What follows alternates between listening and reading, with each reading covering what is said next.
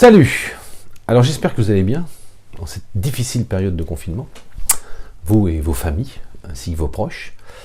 Nous allons reprendre l'étude de ce petit préampli Atum, qui est un ampli ligne, et on va regarder comment dimensionner les différentes valeurs de résistance de l'étage dont je vous montre en réalité la typologie directement maintenant au tableau. Je vous l'incruste tel que à l'instant. A tout de suite!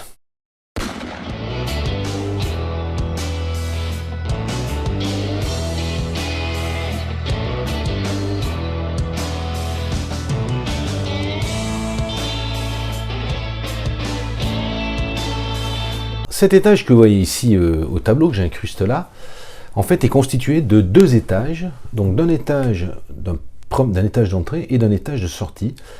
Et on va regarder comment le dimensionner et en fait comment il est constitué. Alors ce que l'on a ici, on a en fait un étage qui constitue tout cet ensemble ici, bien constitué le gain en boucle ouverte. On va commencer par calculer ça en boucle ouverte. Et là, ici, on va venir réinjecter une partie de la sortie vers l'entrée dans la chaîne B, d'accord, le bêta. C'est-à-dire qu'on va venir prélever une partie de la sortie, ici, que l'on va réintroduire en entrée au moyen d'une résistance. Voilà. Alors cette chaîne ici qui est B, en fait elle est constituée de ces deux résistances qui sont ici, RC, R3, ce qui veut dire que là-dedans nous n'avons en fait qu'une résistance RC, résistance de contre-réaction, et la résistance de cathode qui est là. Alors si on regarde bien en fait cet étage, qui est ici, il y a deux types de contre-réactions qui sont appliquées. Il y a une première contre-réaction quand la résistance qui est là est ouverte. Là, ici, on vient ici faire une contre-réaction en courant, c'est-à-dire c'est ni plus ni moins qu'un étage en cathode commune avec une résistance de cathode partiellement découplée. Alors pourquoi on a fait ça? On a séparé parce qu'on va mettre une résistance de plus forte valeur, bien sûr. Et d'autre part, on viendra appliquer une contre-réaction de la tension de sortie vers l'entrée au moyen de cette résistance, qui veut dire que là on fera une contre-réaction en tension. Ce qui veut dire qu'on a deux types de contre-réaction ici. On a une contre-réaction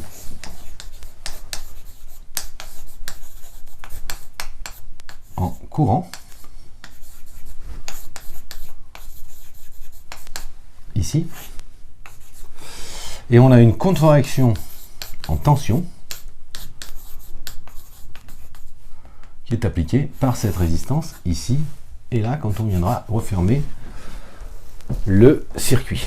On a deux types de contre-réactions qui viennent s'additionner. Alors, idéalement, si l'on voulait parfaitement qualifier le comportement de cet étage, qui est un étage très classique, je ne suis pas l'auteur de ce schéma-là, mais ça, c'est typiquement la contre-réaction que vous faites sur un ampli à deux étages, que vous venez appliquer ici, sauf que ça, c'est remplacé par un transformateur de sortie. On vient en fait en réalité additionner deux types de contre-réaction, une contre-réaction en courant et une contre-réaction en tension. Le fait est que la valeur de la contre-réaction en tension va être tellement importante qu'on va pouvoir négliger la contre-réaction en tension dans le calcul, au moins dans une première approximation. Alors il n'est pas à exclure, et je vais probablement le faire le week-end prochain, très probablement, que je fasse le développement, on va dire mathématique, et je le mettrai sur le site web, de ce circuit-là, mais le problème c'est que là la démonstration est un peu longue et surtout on va devoir dérouler des équations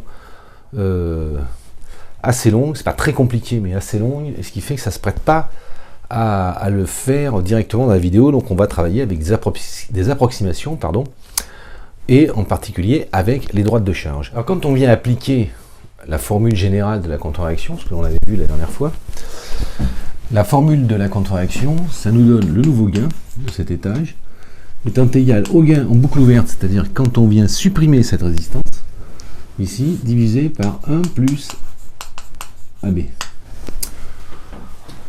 Alors, la première des choses à faire, pour appliquer ça, c'est déjà de calculer le gain en boucle ouverte de l'étage. Et au sens large, quand on fait un ampli, il faut d'abord qualifier son gain en boucle ouverte. Le gain en boucle ouverte de cet étage, ça n'est jamais que la multiplication des gains unitaires de chaque sous-ensemble qui sont ici. Alors, quand on conçoit un ampli, et c'est encore plus vrai quand on fabrique un ampli de puissance, il faut d'abord, dans un premier temps, calculer l'étage de sortie, parce que c'est l'étage de sortie qui conditionne un ampli, et pas tellement son étage de préamplification. Enfin, du moins, la caractérisation du préampli, on va dire ici, puisqu'on peut dire que ça, c'est un étage de préamplification, par rapport à l'étage de sortie, se qualifie de manière différente. Pourquoi on va devoir d'abord qualifier cet étage qui est là? C'est tout simplement parce que cet étage, en fait, va venir être chargé ici par une résistance de contre-réaction et par la charge également de sortie, qui sera donc l'application, c'est-à-dire l'ampli, etc. Donc on a intérêt ici déjà à avoir une impédance de sortie de cet étage relativement faible. Alors pour cela, on peut s'appuyer sur les caractéristiques et la note d'application de la triode. Alors ce qu'il faut savoir aussi, c'est que quand on fait une contre-réaction, et c'était quelque chose que l'on n'a pas étudié, il est impératif que pour que cette formule ici fonctionne, les éléments qui sont dans la contre-réaction, c'est-à-dire ici cette résistance et cette résistance, soient des éléments réels et de préférence ni réactifs ni capacitifs. Parce que dans ces cas-là, cette formule telle qu'elle est là, elle est simplifiée, elle ne tient pas compte de la fréquence. Et donc en réalité, le gain global de cet étage sera uniquement conditionné, on va le voir, ça va sortir au simulateur quand on va faire ça au simulateur, uniquement par le ratio des deux résistances qui sont ici. C'est-à-dire que nous allons conditionner l'ensemble du gain de tout cet étage uniquement par ces deux résistances. Autre vertu de cette façon de procéder, c'est que l'on va abaisser l'impédance de sortie. Pourquoi on va l'abaisser? Parce qu'ici on fait une contre-réaction en tension, et on va aussi élargir la bande passante, puisque la 12AX7 n'est pas un tube, du fait de sa grande résistance interne, et de ses capas parasites, qui est fait en fait qu'il y a une bande passante très élargie, ce qui peut être le cas par exemple sur d'autres types de triodes comme des ECC 88, etc. Donc l'idée c'est d'obtenir un grand gain sur cet étage, ici, et venir limiter ce gain uniquement par ces deux résistances ici, c'est-à-dire qu'en fait le gain sera conditionné uniquement, comme on l'avait vu, par la valeur de la contre-réaction. Alors, comment s'en débrouiller? Alors la note de calcul de la 12AX7, qui est ici, enfin la note de calcul, la fiche de la documentation constructeur de cette triode ici nous a donné un certain nombre de valeurs typiques à partir desquelles on peut construire un étage à peu près en toute sécurité. Donc ici, comme on a intérêt d'avoir une impédance de sortie relativement faible, on a intérêt, comme on l'a vu dans les calculs précédents, à avoir une résistance anodique, une charge anodique relativement faible, et pour ça la note d'application nous disait qu'on pouvait mettre ici une résistance de 47 kΩ avec ici une tension de 1,2 volts. Alors ce que l'on va faire, on va vérifier ça tout de suite sur le réseau de caractéristiques. Alors je me suis fait un outil sur Excel depuis un certain nombre d'années, voilà, dans lequel, je vais essayer d'agrandir ça, voilà. Ici, on va mettre 47 kg. Alors, à 47 kΩ de charge anodique, si on veut avoir une tension ici d'environ 1,2 volts, il y a plusieurs façons de procéder. La première façon de procéder, classiquement, bien sûr, c'est de venir mettre une résistance et un condensateur. C'est-à-dire faire quelque chose comme cela. C'est ce qu'on a l'habitude de, c'est ce qu'on a fait jusqu'à présent, c'est-à-dire qu'on met un condensateur avec une résistance. Le problème de faire ça, c'est qu'ici, vous allez introduire un filtre avec tous les problèmes que l'on avait rencontrés, on avait vu avec le boost de fréquence, en fait en basse fréquence, on va faire tourner les phases, etc. Donc on a intérêt, dans ces cas-là, à ne pas utiliser une résistance et un condensateur comme c'est ici, mais tout simplement venir mettre deux diodes qui vont respectivement avoir une tension de seuil de 0,6 volts et qui vont nous amener la cathode à 1,2 volts.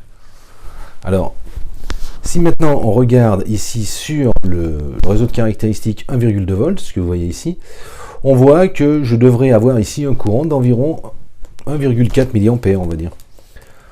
1,4 mA. Voilà, 1,4 mA. Je croise bien la courbe ici. Voilà, et j'ai calculé à partir des croix que vous voyez ici, la transconductance et la résistance interne.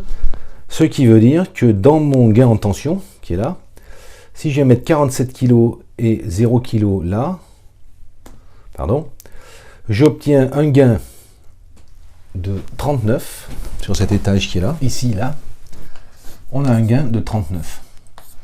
Alors quand je dis 39, c'est multiplié par 39. Hein. Soyons clairs. Hein.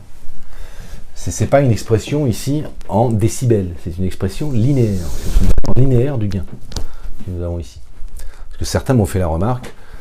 Là, pour l'instant, on va essayer de travailler avec une valeur linéaire. On pourrait le mettre en dB, mais on va utiliser une valeur linéaire. Je vais vous montrer pourquoi, parce que c'est beaucoup plus facile quand on va utiliser le simulateur. Alors, ce que vous voyez ici,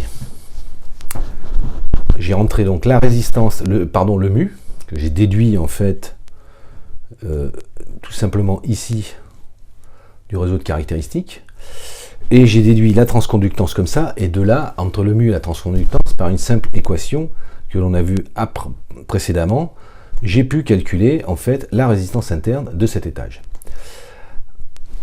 Alors, autre information que nous donne ce calcul, puisque je vous rappelle que l'impédance de sortie, on a vu que l'impédance de sortie ici, dans ces cas-là, elle est de l'ordre, je vais regarder ça, oui c'est ça, elle est de l'ordre de 28 kg, on va dire, 28 kΩ.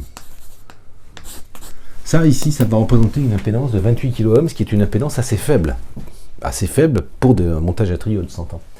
Mais on va réduire considérablement cette impédance de sortie qui est là, à partir du moment où on va introduire de la contre-réaction. Donc il ne sera pas nécessaire de mettre à la sortie de ce préampli un étage en cathode commune, un cathode follower pour abaisser l'impédance de sortie, sauf à avoir des câbles extrêmement longs. Alors pour réaliser ça, pour réaliser cette tension qui est ici, on a mis 2 diodes. Pourquoi on a mis 2 diodes? Pourquoi j'ai préconisé de mettre 2 diodes? C'est tout simplement parce que si vous regardez le comportement d'une diode à semi-conducteur, ça n'est ni plus ni moins, si on trace la courbe, que quelque chose comme cela. Ici, on va avoir un seuil à peu près à 0,6 volts. D'accord? Et si l'on regarde la résistance dynamique d'une diode à semi-conducteur, c'est-à-dire la ratio entre la tension et le courant, ici, delta I sur delta V, on a une résistance qui est de quelques ohms. En conséquence, cette polarisation qui est ici, là, nous évite de mettre un condensateur de découplage, et donc avec tout ce que ça comporte, c'est-à-dire les rotations de phase. Donc là, on a dimensionné ici, et on voit, maintenant, si on retourne sur notre schéma, sur la note des courbes, le CC83, ici, on voit que sur la triode, là, on devrait avoir, attends, il faut que j'agrandisse parce que on verra mieux, on voit qu'ici, on aurait à peu près, on devrait avoir quelque chose comme 180 volts, puisque ça, c'est la tension que l'on a ici aux bornes de la triode, et ce que vous avez là, c'est ce qui est aux bornes de la résistance, sachant que ce circuit, j'ai oublié de vous le dire, excusez-moi, vous pouvez m'excuser, ce circuit est bien sûr alimenté en 250 volts. Alors l'avantage d'avoir une résistance et une impédance de sortie, de l'ordre de 20 et d'une trentaine de kΩ, ça veut dire que l'on peut charger idéalement ce circuit, sans qu'il nous fasse de la distorsion de manière considérable. On peut venir charger ce circuit ici avec quelque chose comme 100 kΩ. 100 kΩ, ça fait 3 fois à peu près l'impédance de sortie, ce qui est plus ou moins idéal dans une triode. Bon, certains disent 2, mais il vaut mieux avoir ici une charge en sortie d'un étage, comme cela. On regarde un étage comme ça, vu son impédance de sortie vue d'ici. Si ici on a 30 kg, bon, ben, idéalement, on faudrait lui mettre 100 kΩ. Voilà. Et on a vu d'ici, on a 100 kg, c'était des valeurs qui sont à peu près recommandées, c'est-à-dire en fait sur des étages à triode de charger l'étage de sortie à 3 fois la valeur de la résistance interne du tube. Bon, cela dit, maintenant on doit calculer cet étage qui est là. Alors, si on veut dimensionner cet étage qui est ici, il y a une particularité qu'on n'a pas encore rencontrée, c'est que nous avons mis ici une résistance dans la cathode et une résistance de polarisation de la grille. La cathode, pardon. Ça, pourquoi? Parce que ici, il va circuler un courant dans cet étage, va naître une tension qui sera ici la polare de la grille, et je rappelle toujours que dans un montage à triode, c'est la tension entre cathode et grille. Et là, ici, cette résistance qui est là va assurer la contre-réaction au courant, mais surtout va permettre de venir raccorder ici la résistance de contre-réaction. Alors dans un premier temps, on ne va pas calculer, sinon c'est trop compliqué, on ne va pas calculer cet étage en venant raccorder cette résistance qui est ici. On va déjà le définir comme étant en boucle ouverte, c'est-à-dire que l'on va ouvrir le circuit, pour ainsi dire, ce que l'on va faire, on va venir ouvrir ça, et on va calculer, on va estimer, on va dire, les valeurs qui sont là. Alors l'idée, c'est d'obtenir un grand gain global. Là, on a vu qu'on avait 39, si mes souvenirs sont bons, sur cet étage. Et là, on a intérêt à avoir ici un grand gain, également. Un des moyens d'obtenir un grand gain, c'est d'avoir une charge anodique élevée. En plus de ça, le fait d'avoir une charge anodique élevée, ça a pour effet de réduire la distorsion, mais aussi, comme nous introduisons ici une résistance de cathode non découplée, on va d'autant réduire la distorsion et on va diminuer, bien sûr, également le gain. Alors, pour tracer ça, on va se réappuyer sur la note d'application. Alors la note d'application, je vous la fais apparaître ici au tableau, elle nous dit qu'il y a 250 volts, on peut venir mettre une résistance de 220 kg, là, on aurait pu choisir 270 kg, mais on va dire 220 kg, avec, si on ne tient pas compte de cette résistance qui est ici, avec 2,7 kΩ. Alors pour tracer ça, il faut se donner un certain nombre d'hypothèses. Alors l'hypothèse que l'on va se donner, c'est que l'on va considérer qu'ici on va venir mettre 220 kΩ et là on va venir mettre 10%, c'est-à-dire environ 22 kΩ. D'accord? Environ 22 kΩ, c'est-à-dire qu'on va mettre 10% de charge cathodique et 90% on va dire de charge anodique. Alors il faut savoir que ce circuit-là, c'est à peu de choses près, c'est même tout à fait ce que l'on appelle c'est le même schéma que vous avez rencontré dans un déphaseur cathodine. Alors quand on évoquera les inverseurs de phase, du push-pull, on verra comment tracer la droite de charge et, sur un déphaseur cathodine. Au cas particulier de cet étage, qui ici est constitué avec 10% de charge cathodique, donc qui va lui-même avoir un abaissement de la distorsion, mais aussi une élévation de l'impédance de sortie, ce qui va se passer, c'est qu'on va avoir 10% de la tension, comme ici il n'y a qu'un seul courant qui circule, on aura 10% de la tension sur la cathode et 90% sur l'anode. Alors si on reprend la façon de faire sur un tracé de droite de charge classique, il y a une astuce auquel il faut faire attention. Voilà, c'est, alors je vais essayer de réduire ça, ici. Il y a une astuce, c'est que la résistance que vous allez rentrer ici pour tracer cette droite de charge que je vous fais apparaître là, ici au tableau, il faut la considérer comme étant cette résistance ici, cette charge anodique et cette charge cathodique. Donc il ne faut pas rentrer 220 kg, mais il va falloir rentrer 242 kΩ, c'est-à-dire, pour ainsi dire, on va dire plus 220, si on veut le faire vraiment en étant rigoureux, plus 22, ça nous fait 242 kg. Et automatiquement, bien sûr, là on voit que la droite de charge a tendance à venir s'aplatir, ce qui est tout à fait normal. Et donc forcément, le courant qui est ici va être relativement faible. Alors, il est bien évident qu'on va essayer de ramener ce niveau qui est là à quelque chose de compatible, c'est-à-dire aux alentours, on va dire, de 0,5 mA. Alors je vais le rentrer à la main sur cette droite de charge et on voit qu'à 0,5 mA, on croise bien à peu près la droite de charge au milieu, on est linéaire. Alors quelle tension va-t-on obtenir ici et quelle tension va-t-on obtenir là? Alors je vous rappelle que la tension que l'on a aux bornes de la triode, de l'anode de la triode, c'est cette tension-là. Donc on devrait avoir quelque chose comme 130 volts. Mais du fait que cette tension va se répartir entre ici et là, on devrait obtenir en principe, et on va le voir tout de suite au simulateur, quelque chose comme, on va dire 14 volts, quelque chose comme ça, 14-15 volts, et là on devrait obtenir quelque chose comme une centaine, 110 volts, on va dire. 115 volts. On devrait avoir quelque chose comme 115 volts et 15 volts à peu près. Sachant qu'il y a cette résistance-là aussi qui rentre en ligne de compte pour polariser la triode. Si on veut la polariser à environ 1,2 volts. Et on va regarder tout de suite le gain de cet étage à partir des calculs que j'ai mis dans le tableau, qui sont les calculs classiques de gain en tension d'un étage en cathode commune non découplé. Alors si je rentre 220 kg et 22 kg, je me rends compte ici que j'obtiens un étage qui fait environ 8. Le gain est d'environ 8. Bon, il ne faut pas trop regarder les virgules, hein, parce qu'on travaille avec des réseaux de caractéristiques.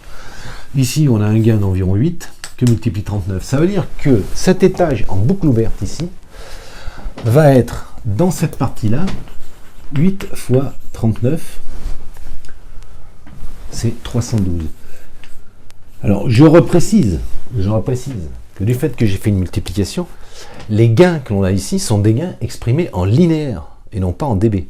C'est des gains en linéaire. Pourquoi? Parce que quand on va aller au simulateur, ça sera plus facile à mesurer que de faire des conversions avec des dB, pour le coup. Alors, si on rentre 1 mV ici maintenant, en boucle ouverte, on devrait avoir à peu près 300 mV, on va dire. Bon, sachant que comme on travaille avec des droites de charge, pardon, avec des réseaux de caractéristiques et qu'il y a des dispersions dans les tubes, bon, on aura peut-être, quand on va faire le montage, parce que je ne l'ai pas encore fait à l'heure où je tourne la vidéo, hein, peut-être des disparités. Mais on devrait trouver quelque chose comme 100 volts ici, 180 volts là, et là quelque chose comme une quinzaine de volts. On va tout de suite regarder ça au simulateur. Alors maintenant, venons-en au simulateur et on va regarder si les valeurs que l'on a positionnées à peu près ici sont correctes au simulateur LTSpice. Et après, bien sûr, on fera le montage, je ferai le montage demain probablement. Et je vous montrerai comment le réaliser sur un circuit imprimé, puisque j'ai fait un circuit imprimé, j'avais oublié de vous le dire. J'ai construit ici un circuit imprimé, enfin j'ai tracé un circuit imprimé sur un logiciel de CAO en fait. Et on va construire ce circuit imprimé aussi, on va le construire à la main, parce qu'on ne va pas faire venir des trucs en cette période, c'est pas évident. On fera ça à la main et je vous montrerai comment d'ailleurs réaliser ce circuit imprimé simplement pour un prototype. Et s'il fonctionne, pour le coup, après on fera réaliser le circuit dans une entreprise spécialisée. Alors, pour l'heure, revenons maintenant au simulateur. Alors, au simulateur, on avait trouvé ici 180 volts à partir du réseau de caractéristiques. Là, on avait trouvé 105 volts. Et ici, on va quelque chose comme, on va dire, 14 volts, je crois, puisqu'on avait 130 volts à diviser avec 10% d'un côté, en fait. On avait 130 volts divisé d'un côté. Donc ici, on allait avoir 13 volts environ.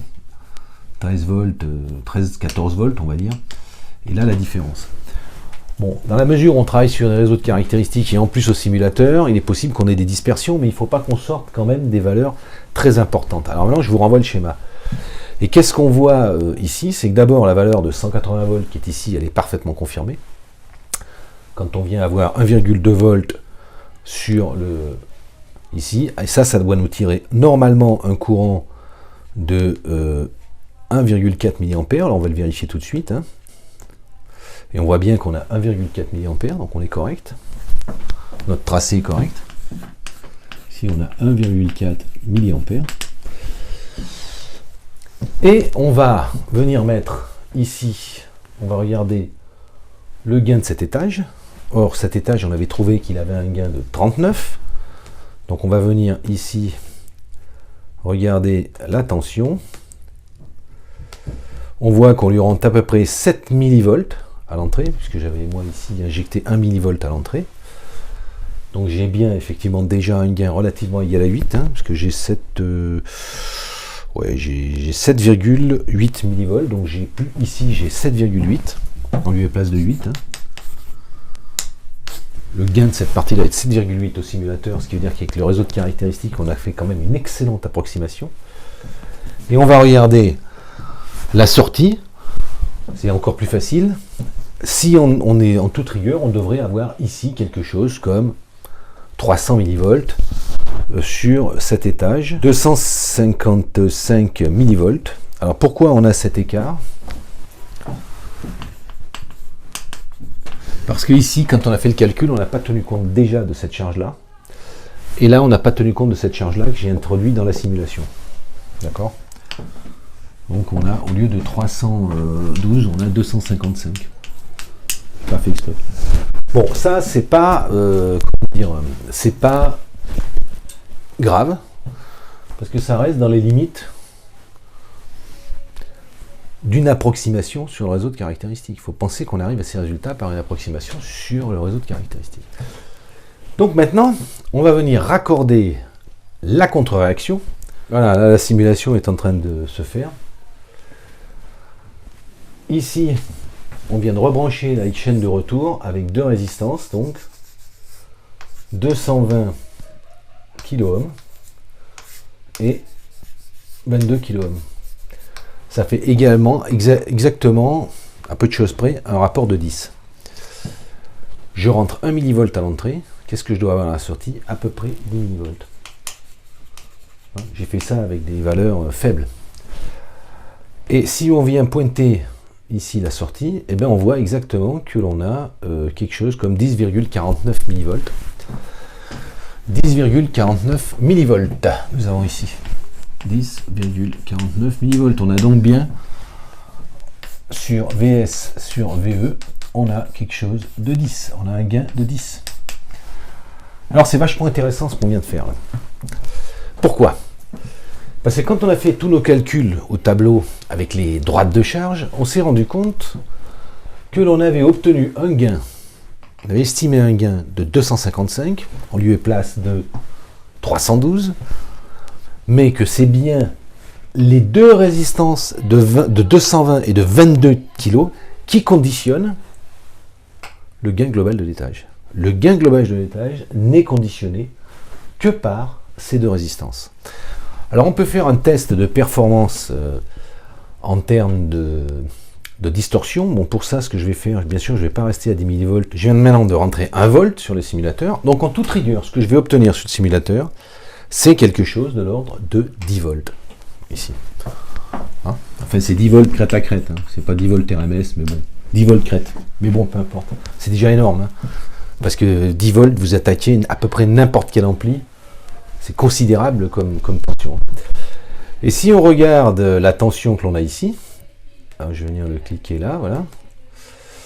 Ben, vous voyez bien qu'on a, avec le petit curseur, on a 10 volts 24, donc on est bien. Maintenant, on va regarder ici avec une tension de 10 volts, de 20 volts crête-crête. Ces 20 volts crête-crête, c'est considérable.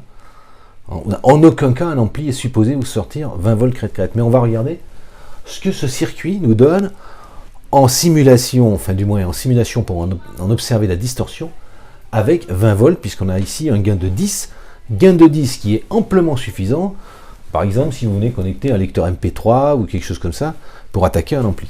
Et on voit, alors je me suis arrêté à 10 dans l'analyse de Fourier, on voit qu'à 10 volts, enfin selon le simulateur, on voit qu'ici sur 10 volts ou 20 volts crête-crête, alors je vais effacer ça, maintenant, on a bien 10. Donc, on est logique dans notre boucle de contre-réaction, et ça définit parfaitement ce qu'on avait dit. Hein.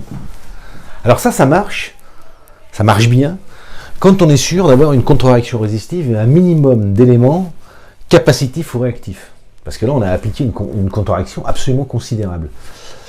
On ne peut pas faire ça avec un transformateur. Vous ne pouvez pas, avec un transformateur, venir réduire le gain, parce que j'ai pas étudié.